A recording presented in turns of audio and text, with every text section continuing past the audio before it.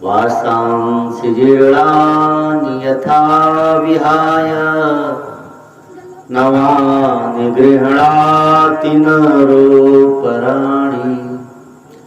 तथा शरीराणि विहाय जीर्णा नन्यानि संयाति नवानि देहि।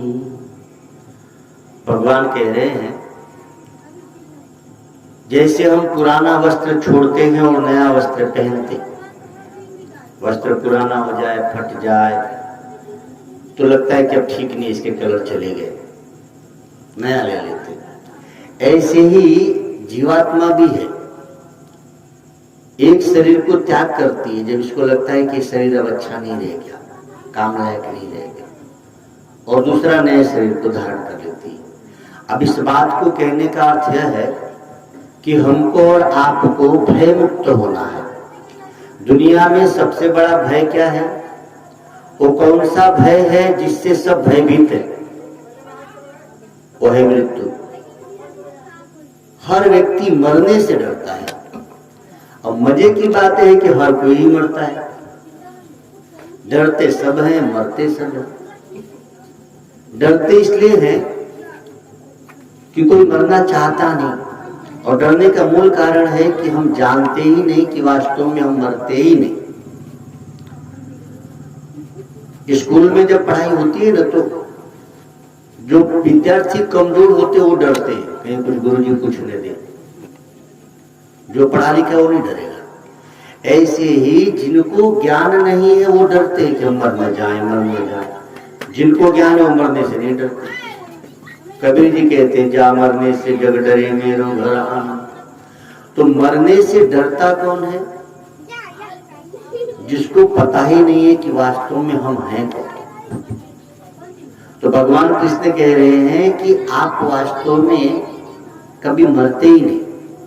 जैसे हमने कपड़े बदल दिए तो कपड़ा हमने बदला, हम तो वही के वही हैं। ऐसे ही आत्मा वही की वही है, वो शरीर बदले। अब कपड़ा बदल लेने से जैसे आपका कुछ नहीं बिगड़ता, ऐसे ही मरने के बाद हम शरीर भी बदलते हैं तो हमारा कुछ नहीं बिगड़ता। लेकिन ऐसा ज्ञान नहीं है तो हम शरीर को ही मान बैठते कि ये शरीर ही मेरा अपना है। वास्तव में शरीर आपका है ही नहीं। शरीर आपका होता तो शरीर आपके कहने में चलता। आप नहीं चाहते कि आप बूढ़े हो, शरीर बूढ़ा हो जाता है तो शरीर तुम्हारे कहने में नहीं चलता है। आप नहीं चाहते कि हम बीमार पड़े, शरीर बीमार पड़ता है। ये शरीर हमारा नहीं है, इसलिए हमारे कहने में नहीं चलता। शरीर बदलने वाला है और हम अबदल हैं। शरीर मरने वाला है और हम अमर हैं। शरीर नश्वर है और हम शाश्वत है। अब इस नश्वर के द्वारा हम शाश्वत की प्राप्ति कर सकते हैं। नश्वर और शाश्वत एक संग है।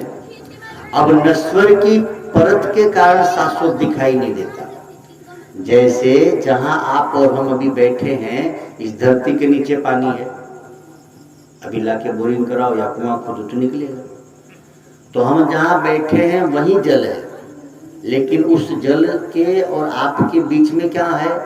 तो मिट्टी है, कंकड़ है, पत्थर है, बालू है। ये सब हटाओ तो भी जल ही निकल जाए।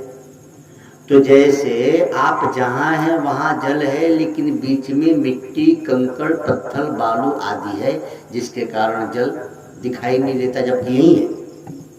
ऐसे ही आपका परमात्मा भी आपके हृदय में तो है, लेकिन काम, क्रोध, मद, लोभ, इच्छा, द्वेष, मान, अपमान, ये जो परत है हमारे हृदय में, उसके कारण हमको परमात्मा नजर नहीं आता। अब जैसे मिट्टी, कंकड़, पत्थर, बालू हटा दो तो जल प्रकट हो गया, वैसे ही अपने हृदय के परत पे से काम, क्रोध, मद, लोभ हटा दो तो हृदयेश्वर प्रकट हो जाएगा। बहुत आसान भी है और बहुत कठिन भी है। जैसे ताला लगा है घर में और ताला बंद है, तो जिसके पास चाबी है उसके लिए खुलना आसान है, जब चाहे तब खोल के घर में घुस जाए। लेकिन जिसकी चाबी खो गई वो परेशान, वो अगल बगल से चाबी मांगे कि भैया दो, पता न तुम्हारी लग जाए। अच्छा, दूसरे ताले में दूसरी की चाबी लगती ही नहीं, वो बेचारा ट्राई मार मार के परेशान। घर में सारी सुविधा है लेकिन चाबी खो गई तो घर के बाहर बेचारा मच्छर कटवा रहा है। ऐसे ही आत्मा में सभी सुविधा है, आत्म तत्व का ज्ञान हो जाए तो सारे दुख दूर, लेकिन वो चाबी नहीं मिलती, अज्ञान का ताला खुलता नहीं है, इसीलिए हमारा दुख सदा के लिए मिटता नहीं है। दुख को सदा के लिए मिटाना है, सुख को सदा के लिए पाना है। तो आत्मा की कुंजी, आत्मज्ञान की कुंजी सद्गुरुओं के द्वारा यदि हमें मिल जाए, बस काम बन जाए। चाबी खोई थी, कोई लाके दे दिया तो आपका काम बन गया। तो हमारी आपकी चाबी खोई है। भगवान कृष्ण अर्जुन जैसे योद्धा से कहते हैं कि तुम युद्ध करने से डरो मत। तुमको लग रहा है कि ये मरेंगे, हम मारेंगे, हमको पाप लगेगा या हम मर जाएंगे, ऐसा कुछ होता ही नहीं। वासांस जीर्णानि यथा विहाय नवानि गृह्णाति नरो पराणि। तो वास्तव में जीवन और मरण ईश्वर के हाथ है, ईश्वर की व्यवस्था है। आपको हमको उसके संग चलना है। जैसे सूर्य निकलता है और सूर्य अस्त होता है, ये प्रकृति की व्यवस्था है ना। हम लोग थोड़ी सूरज को निकालते हैं, चलो सुबह हो गई आ जाओ, नहीं। सूर्य अपने आप समय से आता है और अपने आप समय से अस्त हो जाता है। अब ये प्रकृति की व्यवस्था है और हम क्या किए, प्रकृति के हिसाब से अपने को बना लिया। हमको पता है सूर्य सुबह निकलेगा, शाम को अस्त होगा। ऐसे ही आप भी समझ जाओ, हम जन्मे हैं तो हम मरेंगे भी। जब इतना बड़ा सूर्य निकलता है और शाम को अस्त होता है तो आप और हम तो कुछ भी नहीं है, हम भी जन्मेंगे, जन्मे तो मरेंगे। क्या इसमें बड़ी बात है? ये इतना अच्छा ज्ञान है, लेकिन सोचो सब लोग डरते हैं मरने से, मरते सब लोग। तो मृत्यु के भय से पार होना ही भागवत है। भागवत मतलब भय मुक्त जीवन, और दुनिया में सबसे बड़ा भय यही है कि मर न जाऊं। रात में टार्च लेके चप्पल पहन के क्यों चल रहे, कुछ काटे नहीं। अच्छा काटेगा तो क्या होगा, मर जाएंगे महाराज। दिन में हम टार्च लेके नहीं चलते, नंगे पैर नहीं चल, रात को हम डरते हैं ना। किससे डर रहे हैं? मरने से। अच्छा मरेंगे कि नहीं? पक्का मरेंगे। अब जो साधु संत हो वो नहीं डरते और रात बिरात ऐसी चलते रहते, वो भी हमारे आप जैसे ही है, इस दुनिया में रहते। लेकिन उनको ये बात समझ में आ गई है, जिनको गीता का ज्ञान पच जाता है वो सदा से मरने से बच जाता है। गीता का ज्ञान जिसने पचा लिया मानो उसने अमरत्व को पा लिया। तो आप और हम भी यह श्लोक याद करने लायक है। वासांस जीर्णानि यथा विहाय नवानि गृह्णाति नरो पराणि तथा शरीराणि विहाय जीर्णा नन्यानि संयाति नवानि देहि नन्यानि संयाति नवानि देहि। आपको नया कपड़ा मिले तो अच्छा लगेगा कि बुरा लगेगा? अच्छा लगेगा, नया कपड़ा पहनने को मिले। तो मृत्यु क्या है, बोले नया शरीर देती है, इसीलिए मृत्यु का स्वागत किया जाए। जिनको मरना आ गया, जो मरना, जैसे जो परीक्षा बढ़िया से देते वो क्लास आगे बढ़ जाते, पास हो जाते, अगले क्लास में जाते हैं। ऐसे ही जिनको मरना आ गया वो इस संसार रूपी क्लास को पास कर जाते और भगवान को पा जाते हैं। भगवान की अगली क्लास क्या है? संसार के बाद वाली क्लास भगवान वाली है। हम बार बार मरना नहीं जानते इसलिए फेल होते और इसी दुनिया वाली क्लास में पढ़ते। अच्छा मरने में यदि पास हो गए, मरने का टेक्निक मिल गई, तरीका आ गया, तो फिर अगली क्लास में ऊपर वाले में चले जाएंगे, आगे वाली क्लास में पहुंचे, और वहां तो फिर पूछो मत। जैसे पीएचडी एक बार कर लिए, एक बार पीएचडी कर लो किसी भी विषय से, तो आपके नाम के आगे डॉक्टर लिखा जाएगा। अब तुमको चीड़-फाड़ करना भले ना आता हो, इंजेक्शन लगाना भले ना आता हो, लेकिन आप पीएचडी यदि कर लिए तो आपको डॉक्टर की उपाधि मिल गई। तो एक बार आपको भागवत और भगवत गीता सुनकर मरना आ गया बढ़िया से, तो आपको अमरता की उपाधि मिल जाएगी। अब आप नहीं मरोगे, अब आप दुखी नहीं होगे। कितना सहज है ये बात। कितनी बार हम जन्मे, और भगवान बुद्ध कहते थे, भगवान बुद्ध अपने भिक्षुकों से कहते कि ये जो पहाड़ है ना सुमेरु का, तुम इतनी बार जन्मे और मरे हो कि तुम्हारे हर जन्म की हड्डियां इकट्ठी कर दी जाए तो सामने का पहाड़ भी छोटा पड़ जाएगा। तुम्हारा इतनी बार तुम जन्मे मरे हो। सोचिए, हम पता ना कितना लाख हजार करोड़ों बार जन्मे मरे। बुद्ध कहते हैं कि तुम इतना रोए हो कि तुम्हारे हर जन्म के आंसू इकट्ठे किए जाए तो सागर भी छोटा पड़ जाए। अच्छा, इतनी बार जन्म लेना मरना इसलिए है क्योंकि हमको अच्छे से मरना नहीं आता। हम तो डर डर के मरते हैं। जो डर डर के मरते हैं वो मर ही नहीं पाते, वो फिर जन्मते हैं फिर मरते हैं। और जो निर्भय नारायण को याद करते करते निर्भीक होकर मरते हैं वो फिर कभी नहीं मरते, क्योंकि ईश्वर को पा जाएंगे। जो डर डर के परीक्षा देगा पक्का फेल होगा, फिर वही पढ़ेगा। लेकिन जो बढ़िया से पढ़कर गया, एकदम निर्भीक होकर पेपर दिया कॉन्फिडेंस से, वो पास हो जाएगा, फिर उस क्लास में थोड़ी पढ़ेगा। तो संसार भी एक क्लास है, हम इसमें पढ़ते हैं।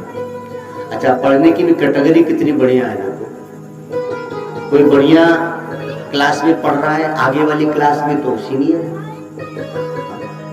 जो भी लोअर क्लास में, छोटी क्लास में जूनियर है। जो पद बना दिए गए, ज्यादा ज्ञान है, अच्छे से रहते तो बोले बड़े आदमी, बढ़िया आदमी। और जिसको जीना नहीं आता, बेचारे शराब कबाब में ही परेशान है। ये छोटी क्लास में है बेचारा, अभी उसको जीना नहीं आ रहा है, वही क्लास बढ़ जाती है। तो जैसे छोटा बच्चा, ये विद्यालय है ना, ये विद्यालय ही तो है। कौन सा विद्यालय है ये? मावारा ही। अब इस विद्यालय में आप देखो, यदि पहली क्लास में जो बच्चा आता होगा ना, वो कैसी भी गंदगी से रहेगा, उसको कहीं मिट्टी लग जाए तो जल्दी उसको नहीं हटाएगा, उसको पता ही नहीं है। लेकिन इसी स्कूल में जो बच्चे हाई स्कूल या 9th में होंगे तो वो बड़े साफ सुथरे से रहेगा, उनकी क्लास आगे की। ऐसी दुनिया भी है, जो अच्छे से है मतलब वो समझदार हो गए, उनकी क्लास आगे की है।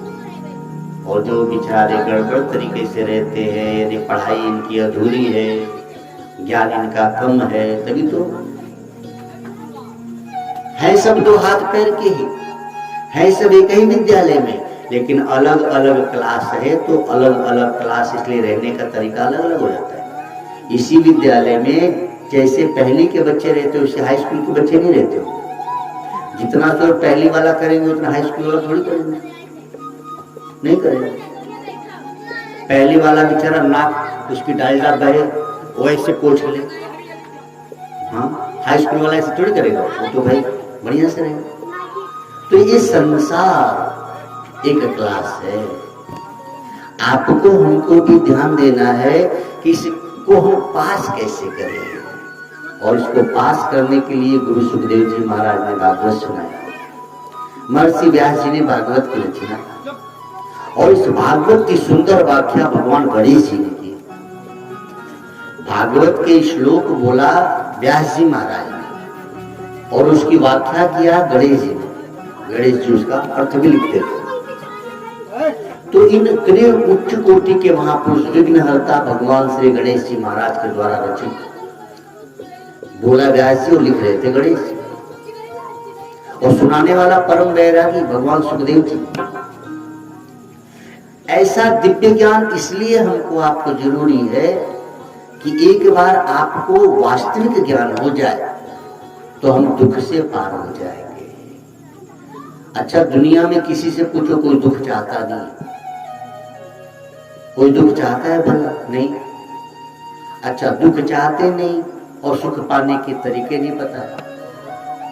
हम लोगों को लगता है ना कि सुख कहाँ है, तो बोले धन मिल जाए, अच्छा घर बन जाए, गाड़ी खरीद ले, बढ़िया कोई पद पा जाए तो सुखी हो जाएंगे। अच्छा, आपको ऐसा लगता है? जरा पूछो उनसे जिनके घर बन गए हैं, उनसे पूछो जिनके पास बहुत पैसे हैं, वो सुखी है? वो आपसे ज्यादा दुखी है। आपके पास कम पैसे हैं तो रात को नींद आपको आ जाती है, सो लेते हैं। हम दिल्ली मुंबई जाते रहते कथा करने, उतने बड़े बड़े लोग के घर ठहरते हैं, हम देखे उनको नींद नहीं आता। अच्छा, मजे की बात देखो, नींद की गोली खाते फिर भी नींद नहीं आता। अब सोचो, उनके पास तो बड़ा पद। हम मुंबई गए कार्यक्रम करने, तो हम जिस फ्लाइट में ठहरे थे वो पति पत्नी दोनों पायलट थे। सोचिए, दोनों एरोप्लेन के ड्राइवर हैं और 24 घंटे में हमको लगता है कि आधा एक घंटे के लिए मिलते और लड़ते बहुत थे दोनों। हालांकि वो अंग्रेजी में ही बोलते हैं सब, तो पूरी बात तो हमको समझ में नहीं आती, लेकिन इंप्रेशन चेहरे का तो समझ में आता कि लड़ते हैं। तो एक दिन हम डरते डरते पूछे कि आप लोग झगड़ा करते हैं क्या आपस में? तो बोले हाँ महाराज। हम कहे अच्छा है कि अंग्रेजी में करते हो, हम समझ नहीं पाते पूरा। अच्छा ही है। तो हम पूछे कि लड़ते क्यों? आखिर इतना अच्छी नौकरी है, इतना अच्छा आपका ये सब है। उनके घर में हमको इसीलिए रखा गया था, वो खाली था, उनके बाल बच्चे थे नहीं, दोनों के अभी नए नए सब थे, और वो लोग रहते ही नहीं थे, हमेशा ट्रैवल में ही रहते उसमें। अब कोई जवाब नहीं था उनके पास कि लड़ते क्यों है। सोचिए आप, इतनी सुख सुविधा के बाद भी लड़ते, सुखी नहीं। वो कहे कि हम दुखी है, उसकी पत्नी कहे कि हम दुखी है। ले, हमको लगा कि तुम दोनों से ज्यादा सुखी तो तुम्हारे यहाँ जो बाई काम करने आती वो है। हाँ, उसको उसकी नौकरानी को पूछे कि तू अपने पति से लड़ते? बोले नहीं मारा। बोले तेरे मालिक तो रोज लड़ते हैं। अब सोचो, जो 2-4-5 हजार की नौकरी करती है वो सुखी है, और जो 1,00,000-2 लाख पाते वो लड़ रहे हैं। तो वास्तव में सुख है कहाँ? कबीर जी कहते हैं, स्वर्ग मृत्यु पाताल में 3 पूर्ण सुख नाहीं। स्वर्ग में, मृत्यु लोक में, स्वर्ग लोक में, पाताल लोक में 3 है तो लोग, ये कहीं सुख नहीं है। तो काशी के लोगों ने पूछा कि हद है कबीर साहब, जब तीनों लोक में सुख नहीं है तो सुख है कहाँ? कहाँ ढूंढे हम लोग? कबीर जी कहते हैं, स्वर्ग मृत्यु पाताल में 3 पूर्ण सुख नाही, तीनों लोक में सुख है ही नहीं। तो बोले कहाँ है? बोले सुख साहिब के भजन में और उस संतन के मान। ध्यान देंगे, सुख कहाँ है? भगवान की भजन करने में अथवा संतों के चरणों में बैठ के सत्संग सुनने में। बाकी कितना हो धन कमा लो, कितना हो पद पालो, कितना हो गहना पहन लो, अधिक सोना यदि हो जाए तो रात का सोना खराब हो जाता है। जिसके पास ज्यादा सोने के गहने हो ना, उसको रात को बढ़िया नींद नहीं आएगी। वो जरा सा चूहा खड़खड़ करे तो पहले नींद खुले गिरे, बप्पा रे वही बक्सवान रखे हैं। अधिक सोना रात का सोना खराब कर देता है। इसीलिए ध्यान दें, सुख कहाँ है? तो बोले सुख साहिब के भजन में और उस संतन की माही। सुख पाना है तो भजन में लगे। भोजन में और धन में और तन में सुख नहीं है। किसी को लगता है कि बढ़िया भोजन मिले तो सुखी हो जाए, किसी को लगता है बहुत धन मिले तो सुखी हो जाए, किसी को लगता है कोई सुंदर तन मिल जाए, हम गोरे होते तो अच्छा आदमी गोरा तो नहीं, वो सोचता है कि बीबी गोरी मिल जाए तो अच्छा। ले, अच्छा जिसको गोरी मिली पूछो सुखी है? तो हमको लगता है कि तन सुंदर मिले तो सुखी, धन मिले तो सुखी, भोजन अच्छा मिले तो सुखी। नहीं भाई, जो जितना अधिक पाता है उतना ही अधिक दुखी हो जाता है। संसार का एक बड़ा सुंदर नियम है, संसार की सुविधा जिसको जितना अधिक मिलती है उतना ही अधिक परेशान करती है। ये बड़ी सुंदर बात है। अब आप पता करते रहिए जो आपके परिचित हो, जो जितना अधिक धनवान है उतना ही ज्यादा परेशान है। धनवान लोगों के नौकरों को बड़े मजा रहता है, उनको मजा नहीं आता, वो परेशान रहते हैं। ऐसे बहुत से लोग हैं जो 24 घंटा काम करते हैं, उनको आराम ही नहीं मिले, क्या फायदा।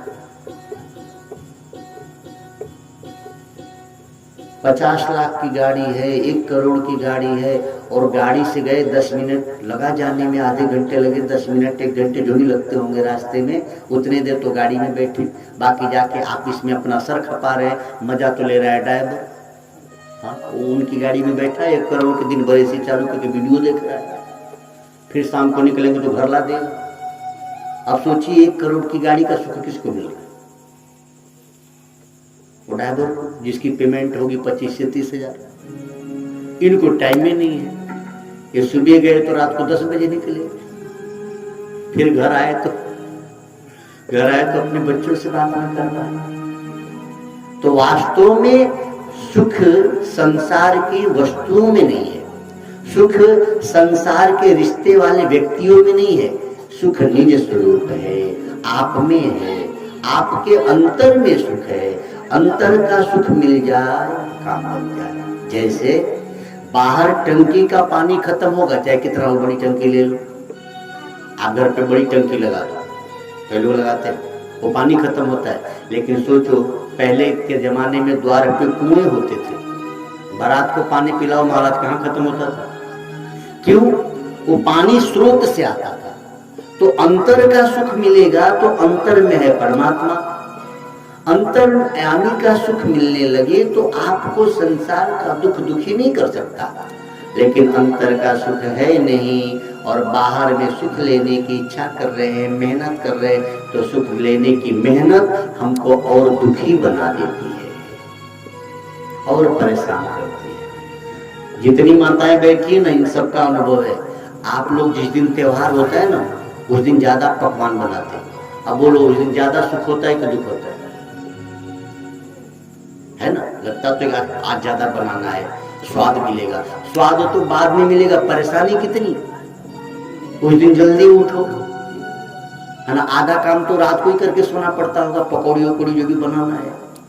उसके बाद तो हे भगवान, प्याज काट के आंसू बहा रहे, ये खाएंगे घर घर, है कि नहीं? अब बताओ उस दिन परेशानी बढ़ेगी कि नहीं?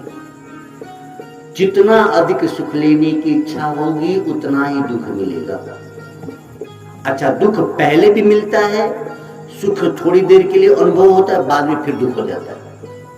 जैसे कुछ हमने मेहनत करके कमाया तो पहले दुख हुआ, मेहनत किया, अब सुख मिला तो थोड़ा लगा आराम हुआ, लेकिन मिला तो रहेगा कहाँ, तो जाएगा ही ना।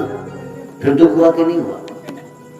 बेटा हुआ, बड़ा खुश हुए, रे बिटवा भया रे, थाली बजाओ, अच्छा सुख हुआ ना, बेटा हुआ तो। लेकिन वही बेटा बड़ा हुआ, बहू लेके चली गई, अब दुख हुआ कि सुख हुआ? बताओ, अब सुख हुआ कि दुख हुआ? अब बुढ़िया रोए, रे भाई, अरे बप्पा रे, इतना बड़ा था, पाल पोस के बड़ा किए, पढ़ा लिखा के, पतोहिया लेके चली, तनखैया तो पतोहिया रखत। अब बुढ़िया माई बीपी बढ़ाए। माँ के हाथ में कहाँ पैसा आना है, पैसा तो ले लेगी बहू, और बेटा किसका है? माँ का। बड़ा कौन किया? माँ ने। पढ़ाया लिखाया कौन? माँ बाप ने। और पैसा कौन रख रहा है? बहू रख रहा है। अब बताओ दुख हो रहा है कि सुख हो रहा है? लगता सुख है लेकिन दुख है, दुख है। अच्छा, एक बार बात समझ में आ जाए कि मेरो तो गिरधर गोपाल दूसरो न कोई, एक बार ये समझ में आ जाए कि मेरा भगवान के सिवा कोई है ही नहीं, अब आपको दुख होगा ही नहीं, अब आपको दुख नहीं होगा। जिस दिन हम ईश्वर को अपना मान लेते हैं, फिर संसार के लोग बेवफाई करे, काहे का दुख? आपको पहले ही से पता है कि सब मेरे है ही नहीं, तो ऐसे ही दूसरे लोग है बेवफा है, और सुख ही सुख है।